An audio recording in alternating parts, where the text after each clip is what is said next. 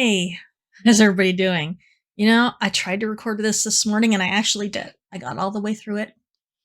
And you know what I found out? That when you move your computer and you unhook everything and you hook everything back up, sometimes everything doesn't work together.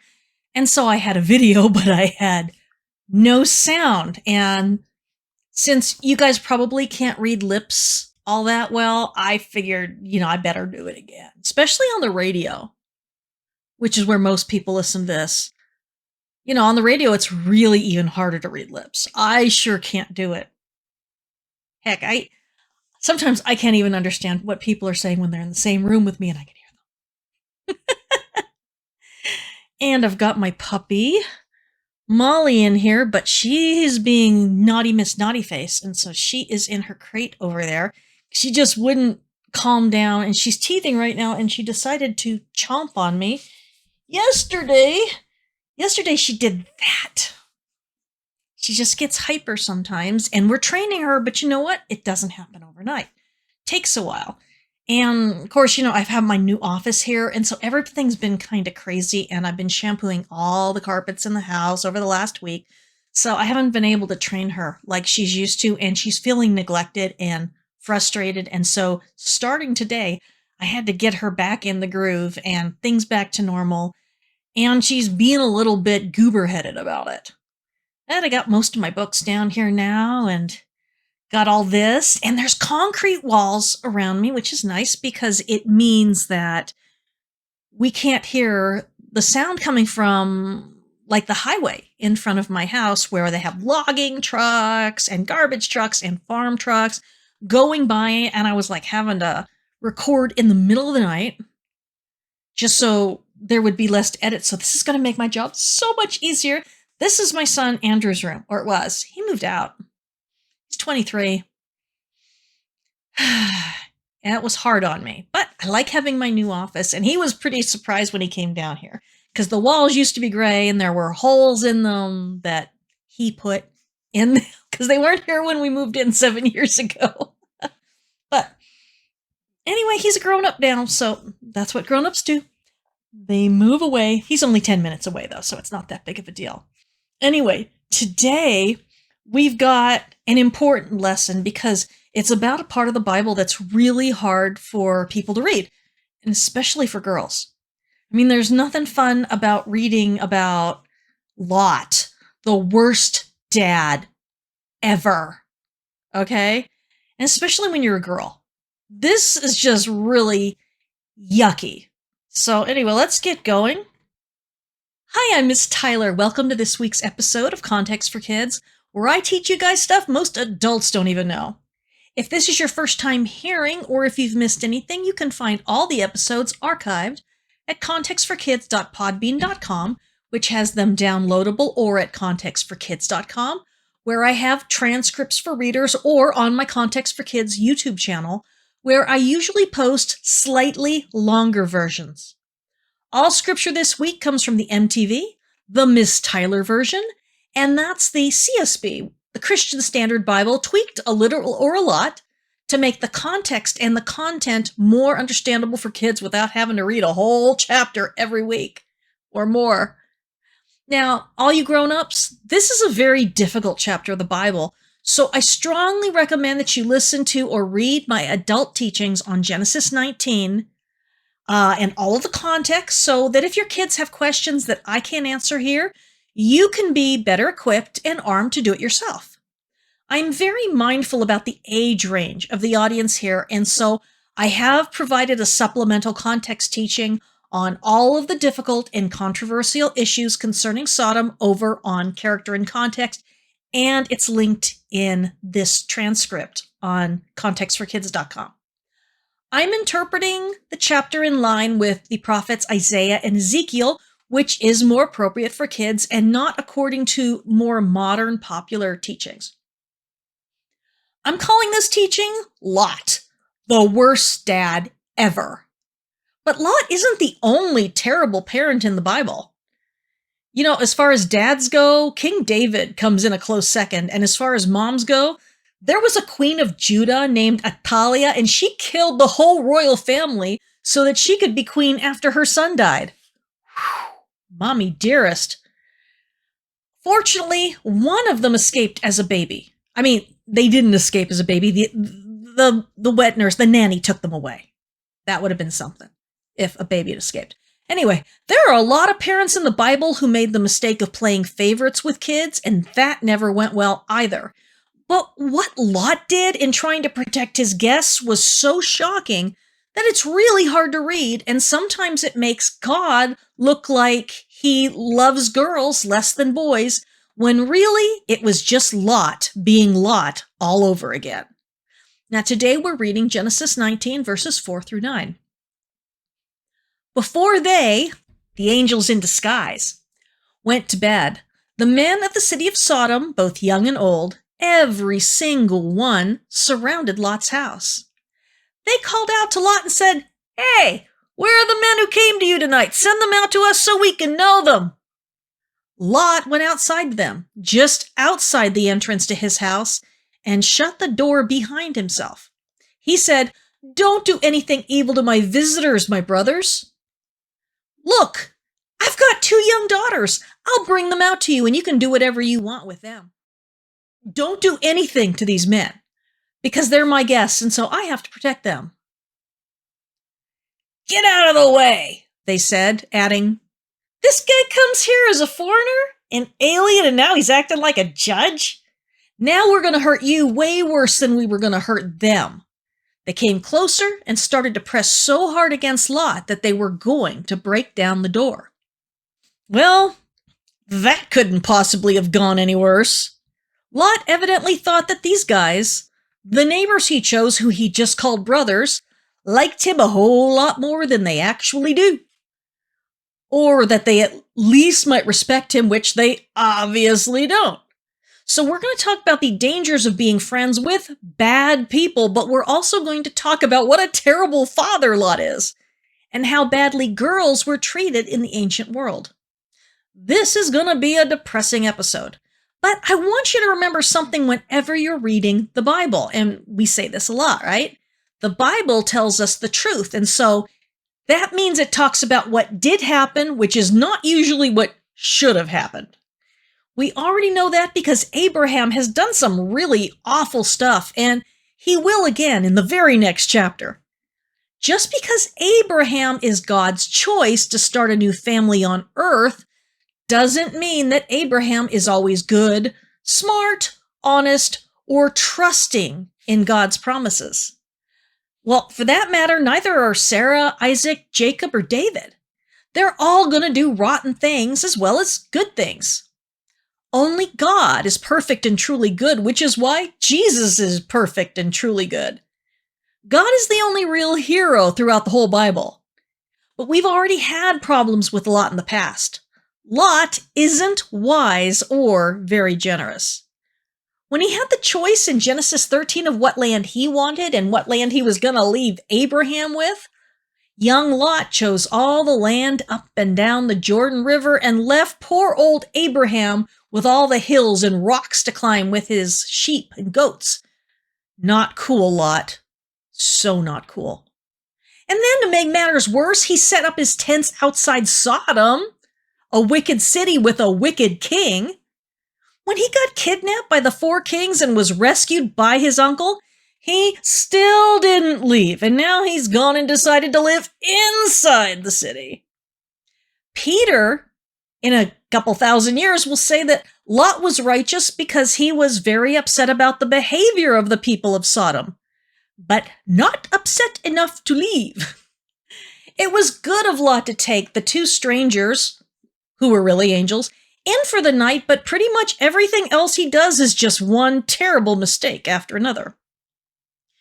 We aren't supposed to like Lot very much, except compared to the men who live in Sodom. So not much, but a little bit. Really, apart from taking these angels in, we haven't seen one positive thing about Lot. The one common denominator, which is a fancy way of saying the one thing everything involving Lot has in common, is a whole bunch of trouble related to his bad decisions. And he never seems to learn from his mistakes, and he makes some doozies.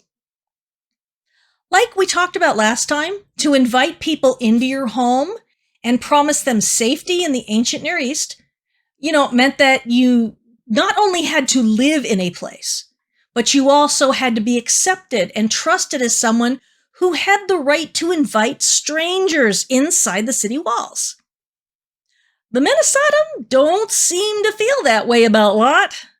Remember that guests couldn't be asked what they were doing, where they were going, or even who they were. Lot was acting like he was one of them, but they didn't see things that way. As far as they were concerned, Lot didn't have the right to offer anyone protection. So they didn't think anything about surrounding his house or demanding he send his guests outside to do goodness only knows whatever they want to do. They probably figure that Lot needs to be put in his place and shown that they have the right to do whatever they want to visitors, and that there is absolutely nothing he can do to stop them because this is their city and not his. And this is where the story gets the absolute worst.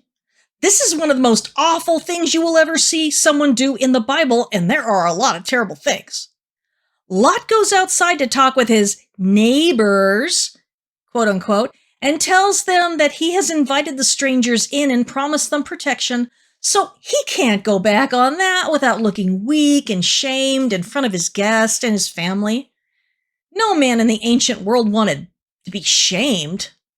A person's honor was the only protection they had against their neighbors. If they could take Lot's guests away, then they could come back and do whatever they wanted to everyone in his family and to him too. A smart man would have left that place a long time ago. But what's Lot's decision? Who is he going to protect? And who is he willing to throw to these wicked men? Well, Lot decides to protect himself and his own reputation with the men of the city. He offered to let them hurt his young daughters instead, and we know they are young because they aren't married yet. Even though they are betrothed to some men in the city, which means they're engaged to be married to men they might not even know. Men who might actually be right outside Lot's home right now as part of the angry mob. Of course, if these men know that the girls are engaged to two of the men of their city, that would make them furious, because even in Sodom, you weren't allowed to hurt the wife or fiancé of another man. It was one of the worst crimes you could commit. In the eyes of everyone there, those girls already belonged to the two men they were engaged to. If they hurt those girls, they would be sinning against the men they were going to marry, and if they did that, no one's wives, fiancés, or daughters in the city would be safe. They would be starting wars between families, and that was serious business in those days. Well, still is. Everyone would have to take sides, and things would get really violent and really crazy really quick. Maybe Lot did that on purpose, hoping that maybe someone would grab one of the girls and it would start a huge fight. But as a parent, let me tell you that most grown-ups would rather die than do something like that to put their child in danger. But as far as Lot was concerned, it was less of a sin to hurt his daughters than his guests, as crazy as that seems to us. Lot was concerned about his reputation, and so he was following the cultural laws of the ancient Near East, which is all the land from Egypt to Babylon. And that told him that strangers were more important than daughters. Needless to say, it was a terrible time for women and girls to be alive, let me tell you.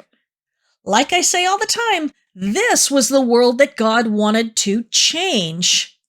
And this is why.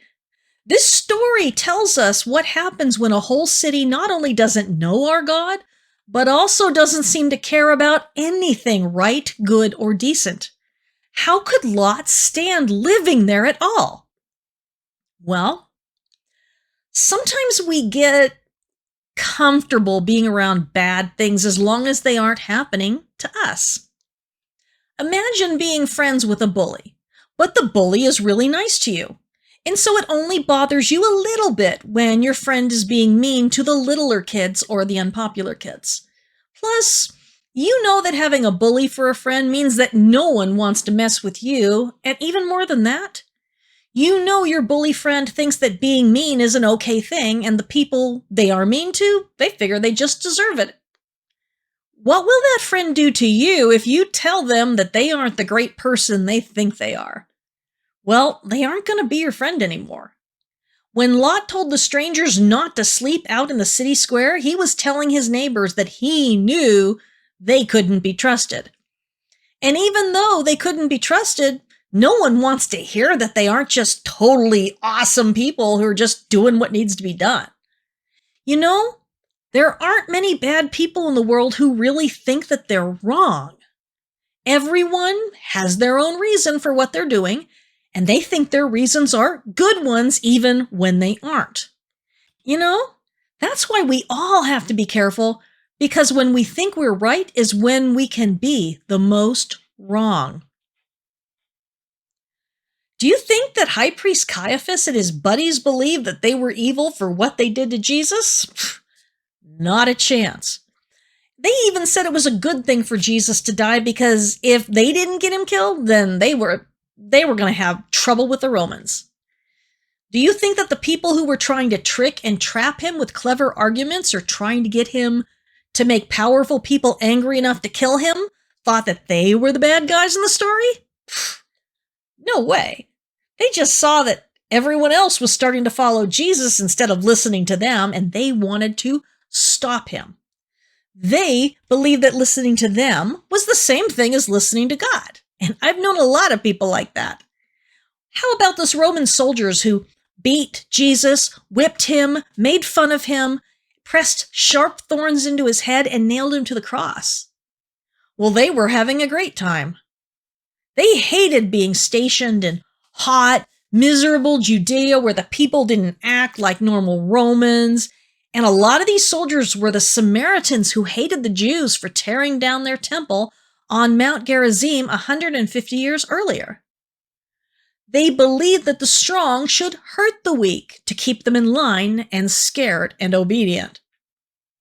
Romans generally didn't even see non-Romans as being totally human or deserving of being treated well.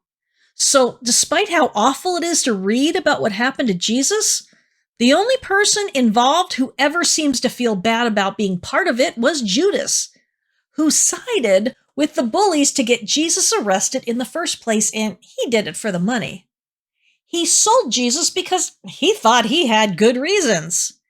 But when Judas saw what happened, he felt so bad that he killed himself. Everyone else felt that they'd done the right thing, but they were all acting like bullies, just thinking about themselves and what they thought was the best for them. Bullies never go around thinking they're wrong to do whatever they're doing, and the men of Sodom all believed they were right as well. We can all be very wrong while believing we are very right. But everyone has at least some standards, and when Lot offers the men of Sodom his young daughters who are engaged to two of their own people, they got so furious that they told Lot exactly what they thought about him. I wonder if he was surprised. I wonder if he thought that they were his friends just because they never hurt him, and let him live there. I wonder if maybe he thought he was a good example for them, and maybe they could see, that he wasn't as horrible as they were, and they would reconsider their life choices. A lot of people who are friends with really mean people believe that about themselves, but it almost never turns out to be true. When a nice person hangs out with a bully, the nice person usually gets meaner, and the bully rarely gets nicer. Why should they be nicer? Since they have a nice friend, they probably think that makes them a good person. Especially if the nice person just lets them get away with whatever they want to do to whomever they want. Like Lot, nice people who are friends with bullies are often really surprised when the bully gets tired of them and treats them just as badly as they treat everyone else. It's very foolish to think that we are too special and wonderful for a bully to do the same things to us that they do to everyone else. Most people have to learn that the hard way. I learned it in church when I was friends with a pastor who was a terrible bully. Well, I guess I was his friend, but he was never mine because as soon as he got angry with me, he made me sorry I'd ever even met him. Anyone can be a bully. Kids, adults, parents, teachers, and even pastors. Bullies can't be trusted. Not by anyone. Lot made the big mistake in thinking they wouldn't hurt him or anyone in his house. Maybe he was their friend, but they weren't his friends. They were just buddies, people who are okay with each other until something happens to make one of them angry. Now, after Lot told them to hurt his young daughters instead, somebody yelled, "Get out of the way!" And then they started talking to each other, probably saying things like, "This guy came here from the outside. He isn't even one of us, and look at him telling us what we can and can't do in our own city. He thinks we don't have the right to know who these guys are and what they're doing, and he says we shouldn't hurt them. Who does he think he is to tell us what we can and can't do? What we should and shouldn't do? What's right and wrong? He thinks he is our judge, better than our own elders who've lived here all their lives and who made us a rich city. How can he believe he has the right to come in here as a stranger from who the heck knows where to tell us what to do? He has no family here to protect him. Let's show him exactly who he is. A nobody. We'll do worse to him and to his whole household and these strangers, and then he'll know who the boss is. We don't need his permission to take his daughters or his guests." Can you even imagine how scary that would have been for Lot and his family? These men were forcing their way to the door with Lot standing in the way, and Lot didn't have any friends in the crowd who were going to protect him. Lot and his family were doomed. Abraham saved him the last time he was in trouble, but this time he was totally on his own. We know something that Lot doesn't know, though.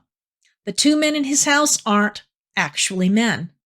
They're angels who were sent to Sodom by God to figure out if all the bad stories he was hearing about the evil and wicked men of Sodom weren't really true.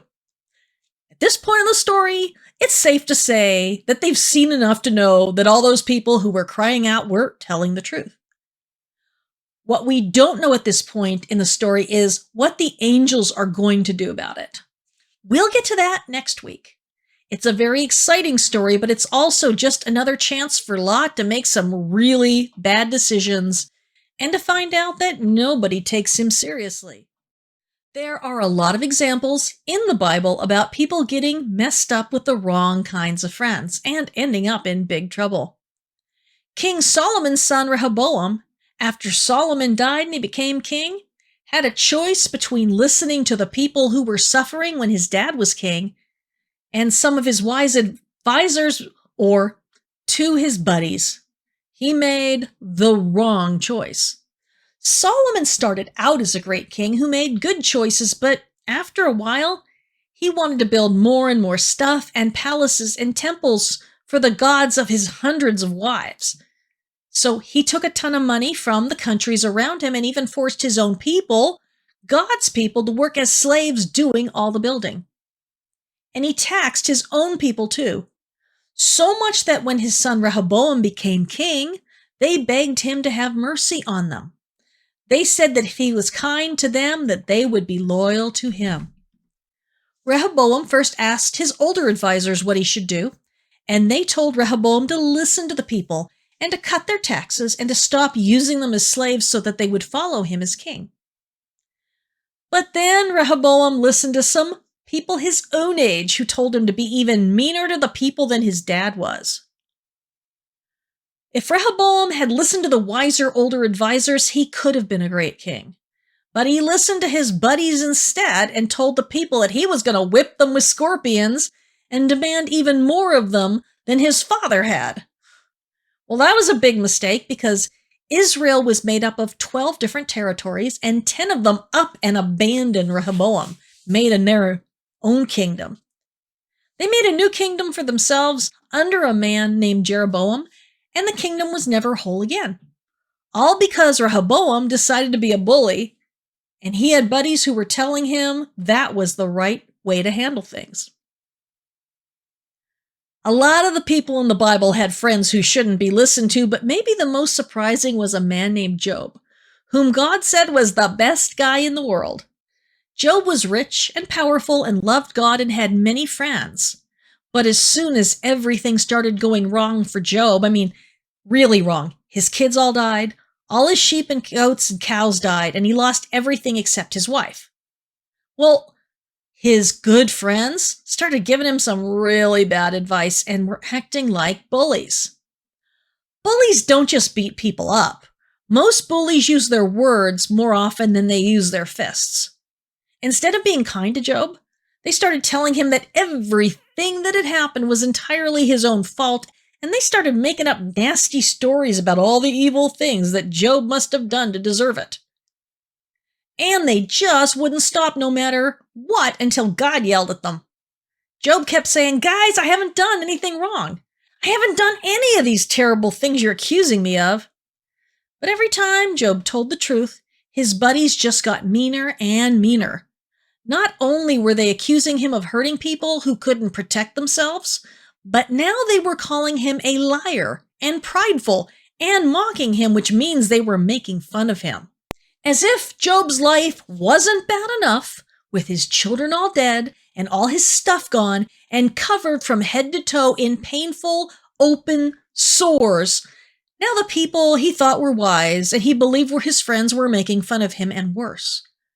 And they all thought they were the good guys because they believed with all their hearts that Job needed to be told to get right with God, or else things would get even worse than they already were.